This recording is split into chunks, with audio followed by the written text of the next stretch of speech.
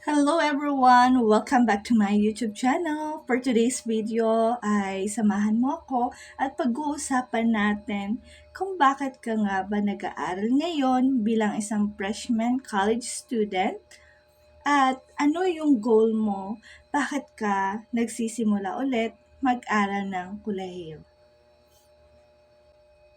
Okay, but before anything else, if hindi ka pa po nakapag-subscribe sa aking YouTube channel, so you can click the subscribe button and click the notification bell para lagi ka rin updated sa ating mga bagong videos na i-upload.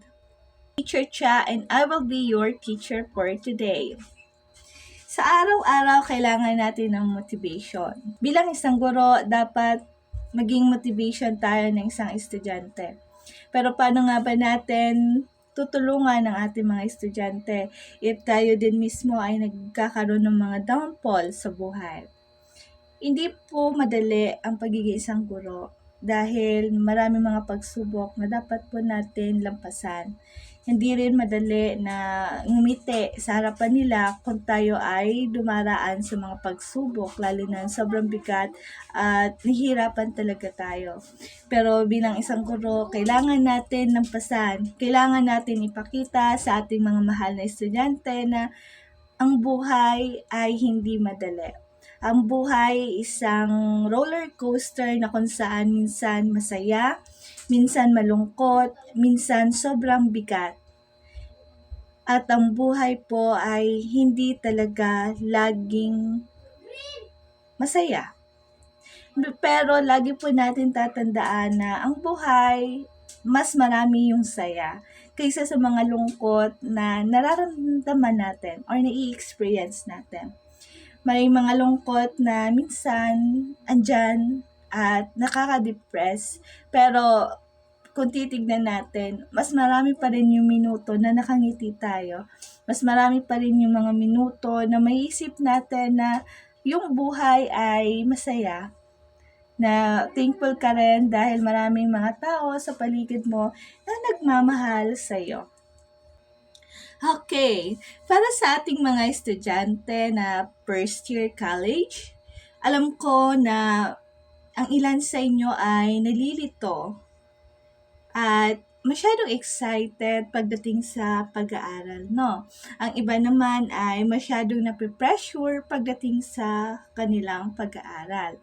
Bakit nga ba? Merong mga student na hindi nila alam kung ano yung reason bakit nila kailangan mag-aral. Merong mga estudyante na gustong-gusto mag-aral pero hindi nila alam kung paano nila lalampasan yung bawat pagsubok na kanilang tatahaking sa bawat araw ng kanilang pag-aaral. Sa unang araw ng klase, lagi ko tinatanong ang aking mga estudyante, bakit ka nga ba nandito? Bakit ka ba nag-aaral ng 4 na taon para lang makapagtapos ng pag-aaral?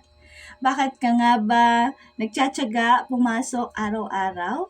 Bakit kailangan mong gumising ng napakaaga para lang pumasok sa paaralan? For short, ano yung goal mo? Bakit ka nandito? Ilan sa mga estudyante ko, ang laging sagot nila, Ma'am, gusto kong makapagtapos dahil gusto ko po na magkaroon ng degree holder. Ma'am, gusto ko po makapagtapos para magkaroon ng magandang trabaho. Ma'am, gusto ko pong makapagtapos dahil gusto kong makatulong sa magulang ko. Yes, masaya ako na alam mo sa sarili mo na ano yung goal mo, bakit ka nandito. Ano yung gusto mo sa sarili mo pagdating ng araw. And I am so proud of you dahil nagiging matured ka. Pero ang tanong ko sa'yo, paano mo tutulungan yung ibang tao kung hindi mo tutulungan muna ang sarili mo? Bago mo tulungan yung magulang mo, kailangan tulungan mo muna yung sarili mo. Patatagin mo ang sarili mo para malampasan yung bawat pagsubok na kailangan mong tahakin araw-araw. Kailangan mo malampasan yung bawat challenges para ikaw ay maging matatag. Sabi nga natin, paano ka mapupunta sa level 2 kung hindi mo lalampasan lahat ng challenges sa level 1? Para malampasan mo yon, kailangan mong maging matatag. Kailangan mong maging matyaga para maabot mo yung gusto mo sa buhay. kailangan mo laging isipin ano ba yung meron sa realidad, ano yung mahirap, ano yung dapat na gawin mo para ikaw ay maging malakas. Yung mga bagay na hindi ka madidepress habang tinatahak mo yung journey mong gusto sa buhay. Mga my dear student, alam kong mahirap dahil bilang isang guro ay napagdaanan ko din po maging isang estudyante. At alam ko rin na mahirap maging estudyante. Mahirap pagsabayin yung pag-aaral, lalo na pagtatrabaho. Pero kung ikaw yung estudyante na iniisip mo na kung paano ka makakatulong sa magulang mo, ano yung mga bagay na pwede mong gawin para gumaan yung buhay mo.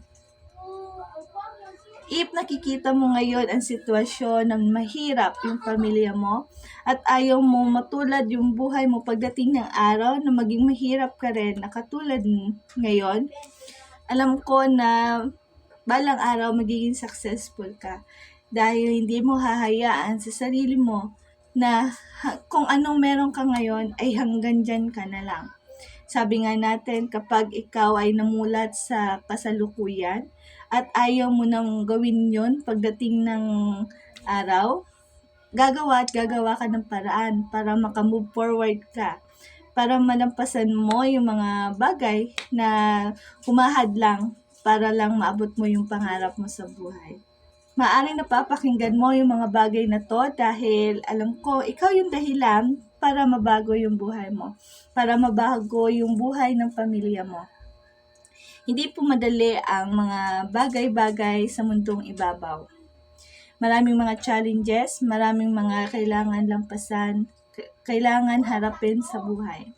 Pero lagi mo tatandaan na manalig ka lang sa Panginoon at sabayan mo ng sipag, hindi ka niya pababayaan. Lagi mo tatandaan na hindi madali ang bawat hamon ng buhay. Maraming mga bako-bako, maraming mga liko-liko, maraming mga choices, maraming temptation. Pero nasa sayo kung paano mo siya haharapin ng buong buo. Nasa sayo kung paano mo siya tatahakin ng buong puso.